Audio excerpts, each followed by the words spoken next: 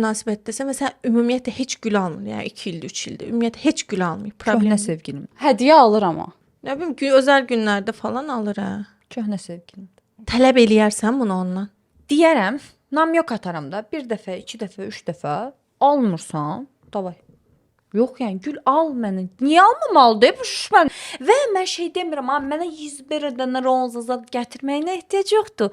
Bax bir nərgiz al sezon çıxanda. Bir dənə roza gətirə bilər. Gül ümumiyyətlə mənə heç vaxt çatmır. Solub gedən bir şeydir. Bizə necə alanda belə falan oluram.